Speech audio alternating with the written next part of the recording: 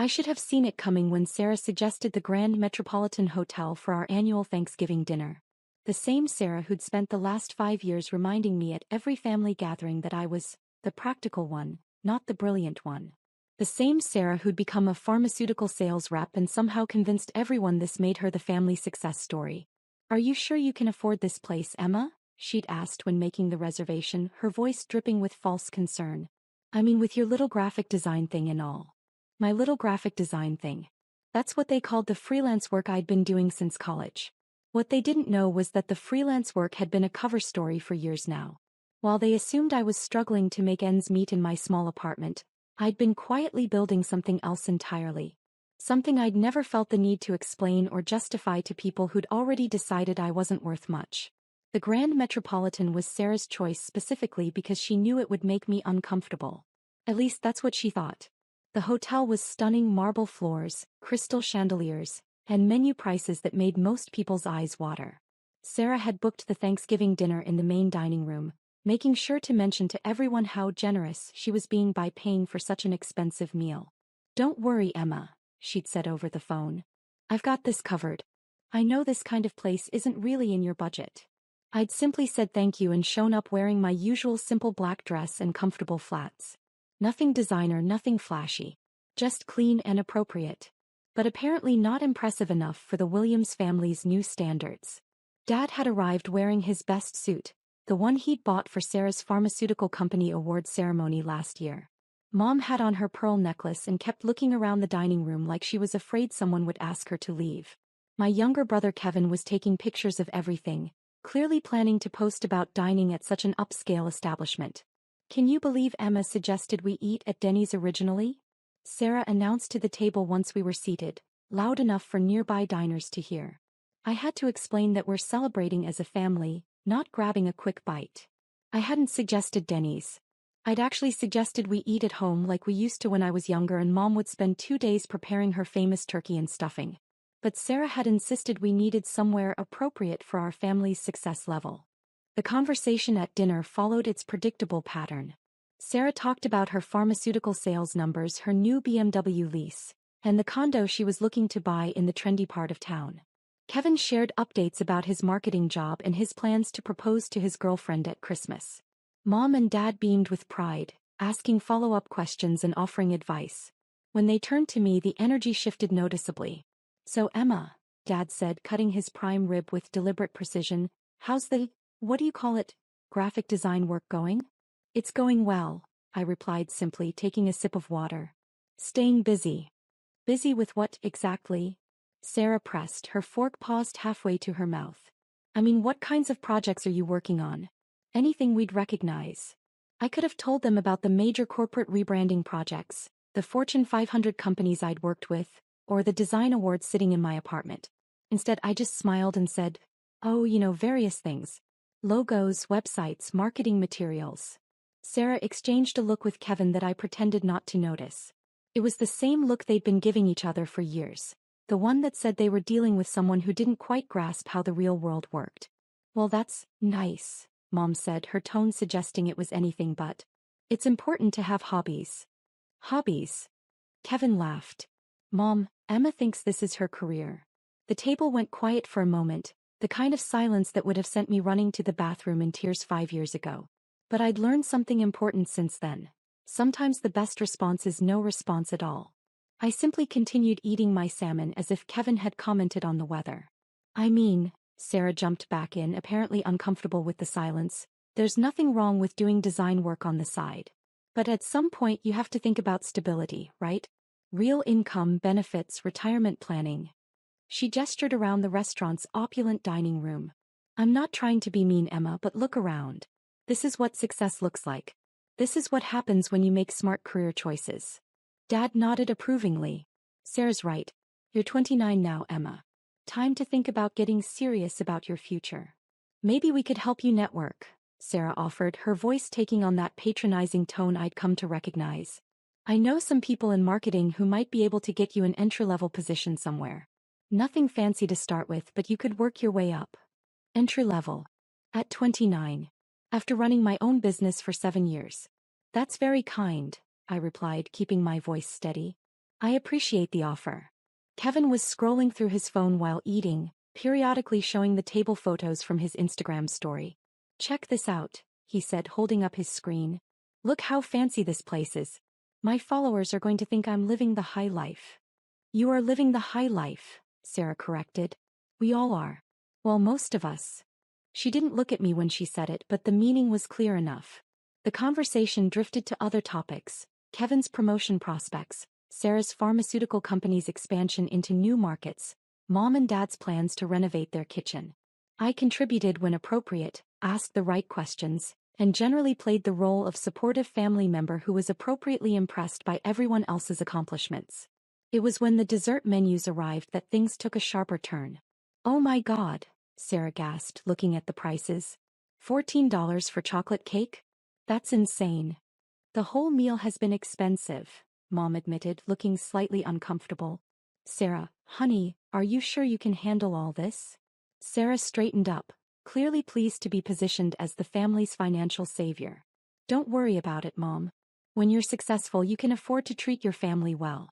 Right, Emma? She looked directly at me and I could see the challenge in her eyes. This wasn't really about dessert prices. This was about establishing hierarchy. This was about making sure everyone at the table understood exactly where we all stood in the family pecking order.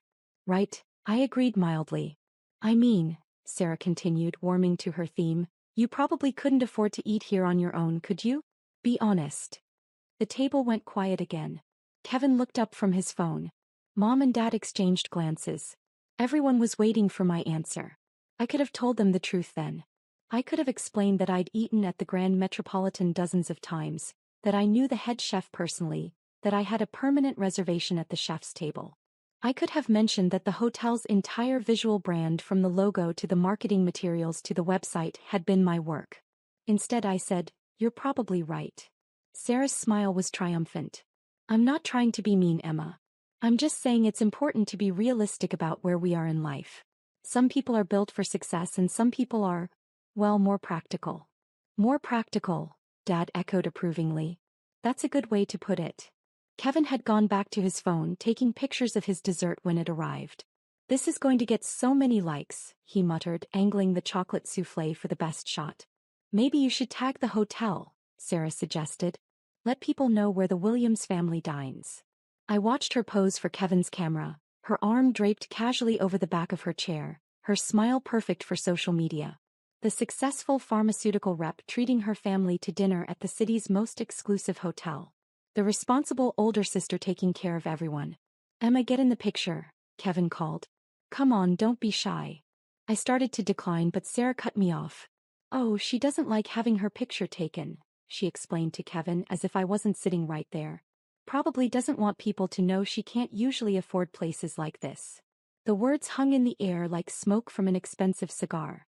Even Mom looked slightly uncomfortable now. Sarah, she said quietly, that's not very nice. I'm not being mean, Sarah protested. I'm being honest. Emma knows I love her. But part of loving someone is helping them understand reality, right? She turned to me, her expression softening into something that might have looked like genuine concern to an outside observer. Emma, honey, you know I'm just trying to help you, right? Someone needs to tell you these things. You can't even afford to eat here, she continued, her voice getting louder as she warmed to her theme. She pointed at the menu, which was still sitting next to my plate. Look at these prices, Emma. Really look at them. This entree costs more than you probably make in a week with your little design projects. Dad was nodding along now, apparently convinced that this intervention was both necessary and helpful. Sarah's got a point, Emma. Maybe it's time to face some hard truths about your situation. Stop pretending to be successful, Dad added, his voice carrying the authority he'd always used when delivering what he considered important life lessons. It's okay to admit when you're struggling.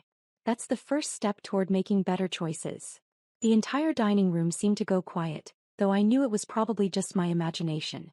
I could feel the weight of their expectations waiting for me to break down, to finally admit they were right, to ask for their help in finding a real job, with real security.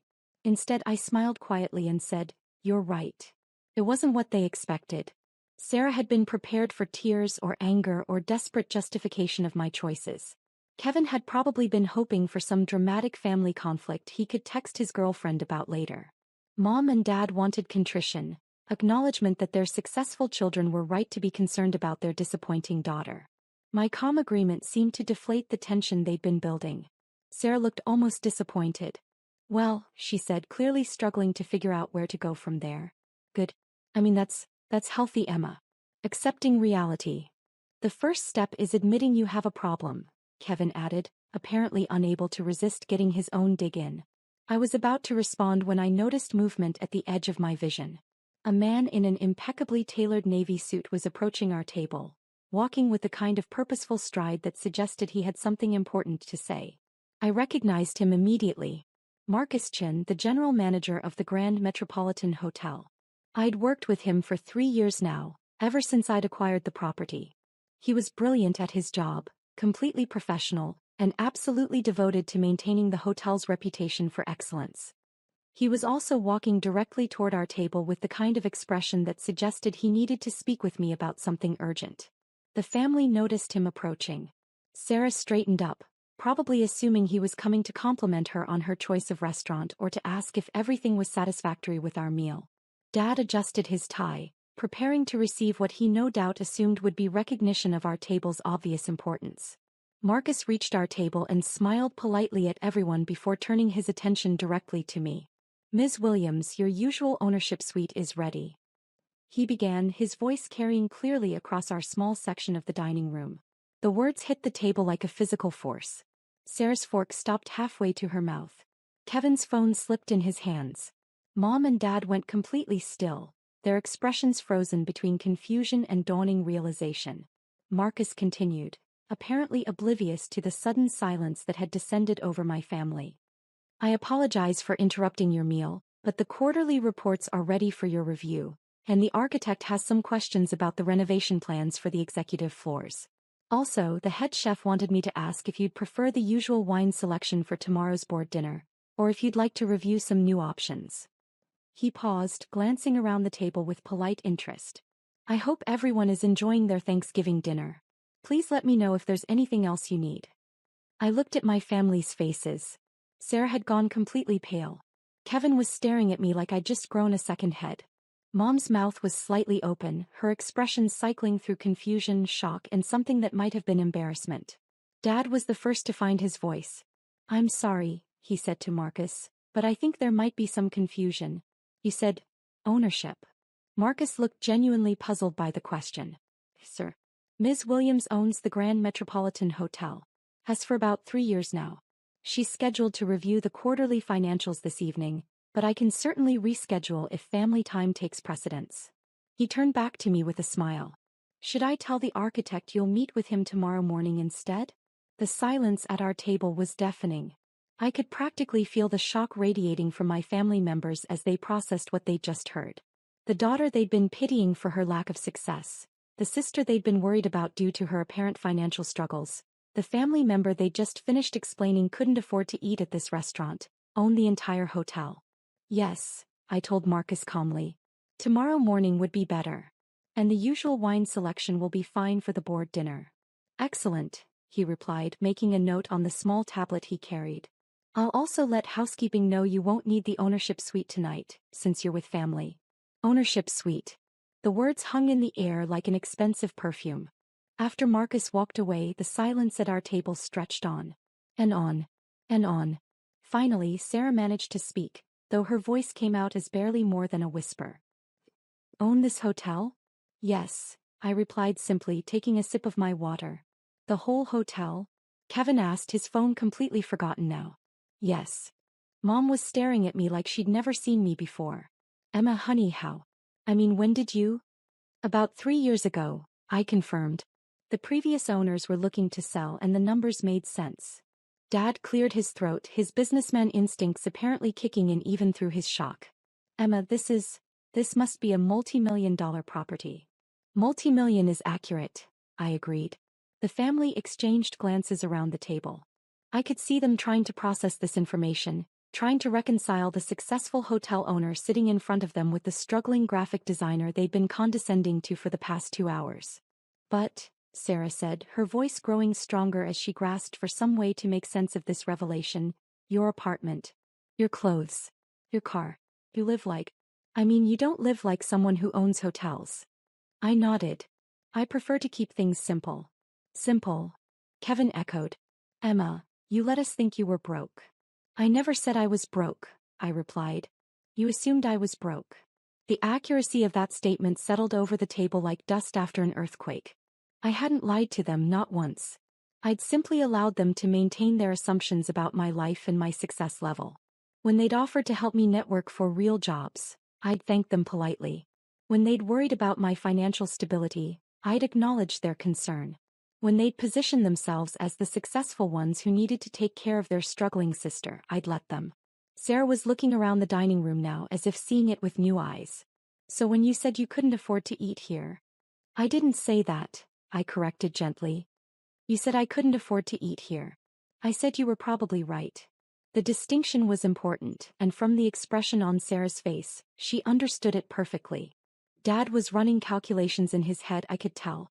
Emma, if you own this hotel, what does that make you worth?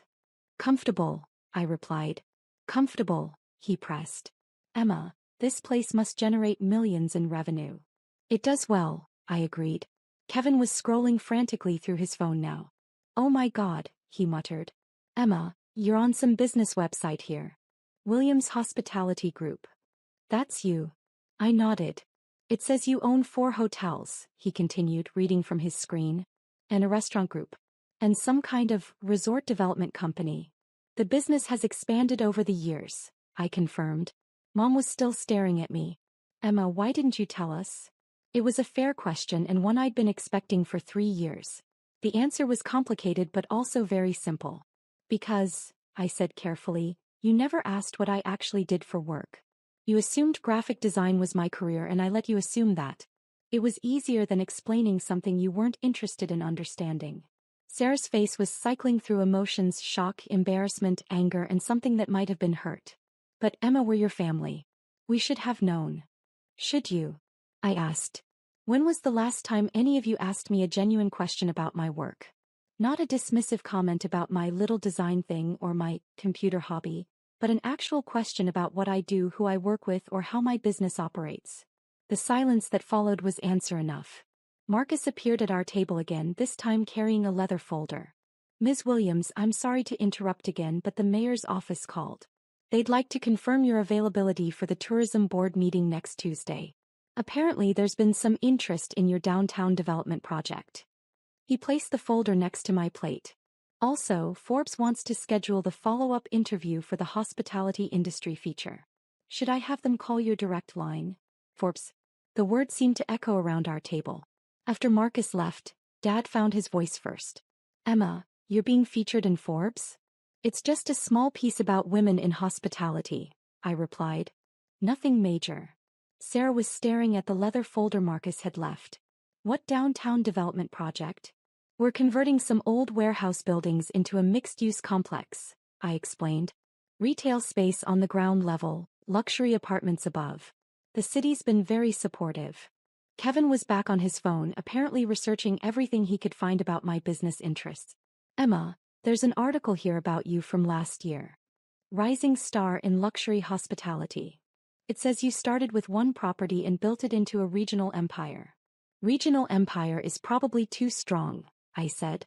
But we've done well. Mom was looking around the dining room again and I could see her processing everything differently now. The expensive decor, the attentive service, the other diners in their designer clothes. This wasn't just a nice restaurant Sarah had splurged on. This was Emma's hotel. Emma's business. Emma's success. I need to ask, Sarah said, her voice carefully controlled. What do you actually make? I mean, roughly. Because I've been sitting here talking about my pharmaceutical sales job like it was some kind of major achievement, and now I find out my little sister owns hotels. The question hung in the air. I could see that the answer mattered to her, that she needed to understand just how dramatically she'd misjudged the situation. Last year, I said carefully, the business generated about $42 million in revenue. Revenue. Not profit but revenue. Even so, the number hit the table like a thunderclap. 42 million, Dad repeated slowly. Revenue, I clarified. Profit margins vary by property and season. But even the clarification didn't diminish the impact. They were looking at me like I was a completely different person than the one who'd sat down to dinner with them 2 hours ago. Sarah was quiet for a long moment, staring down at her dessert. When she finally looked up, her eyes were bright with unshed tears. "Emma, I'm so sorry," she said. "The things I said tonight, the way I talked to you, I had no idea." "I know," I replied gently. "That's why I didn't take it personally." "But you should have taken it personally," Kevin interjected. "We were being horrible to you. We've been being horrible to you for years." Mom reached across the table and took my hand. "Emma, honey, can you forgive us? We've been so wrong about everything." I squeezed her hand gently. "There's nothing to forgive. You made assumptions based on the information you had. That's normal." "No," Dad said firmly. "It's not normal. We should have known better. We should have asked better questions.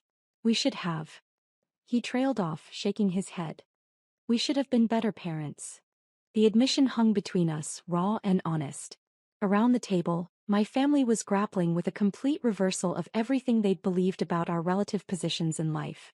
Sarah, who'd positioned herself as the successful one taking care of her struggling family, was sitting in a hotel owned by the sister she'd been pitying.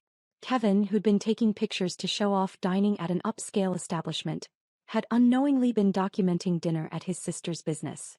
Mom and Dad, who'd been worried about my financial future, were learning that their daughter was more successful than they'd ever imagined. Marcus appeared one more time, approaching the table with an expression of slight concern. "Ms. Williams, I apologize for the interruption, but we've had a situation arise. The Henderson wedding party, you know, the one scheduled for tomorrow? They've just increased their guest count significantly, and we're going to need to move them to the grand ballroom. Should I authorize the additional catering and staffing costs?" He paused, glancing around the table. "It's about $30,000 in additional expenses, but the client has agreed to cover the full amount." $30,000. For one event change. On a holiday weekend. After I approved the modification and Marcus left, the table fell silent again. The reality of what my life actually looked like was sinking in for my family layer by layer. "Emma," Sarah said quietly, "why do you live in that small apartment? Why do you dress so simply?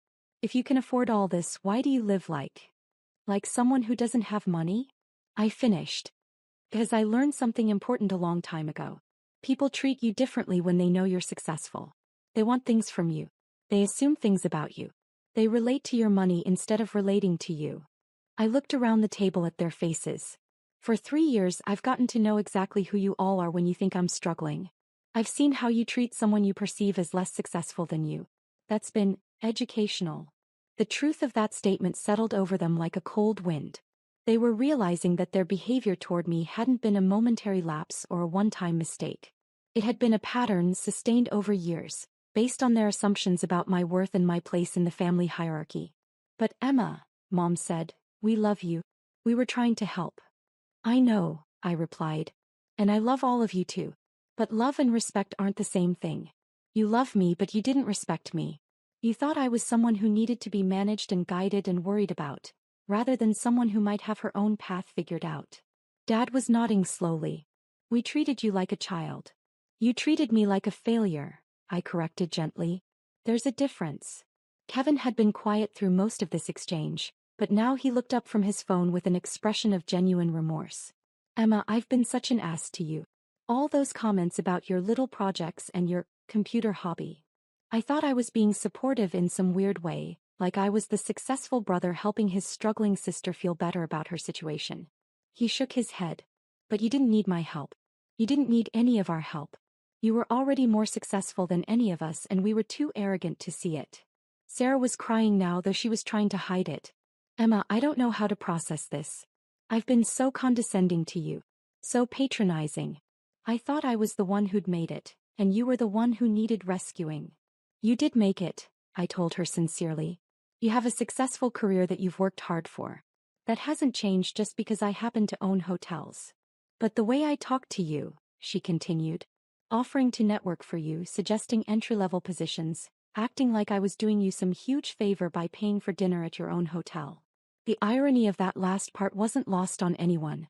Sarah had insisted on treating the family to dinner at the Grand Metropolitan to demonstrate her success and generosity, not knowing she was essentially offering to buy me dinner at my own restaurant.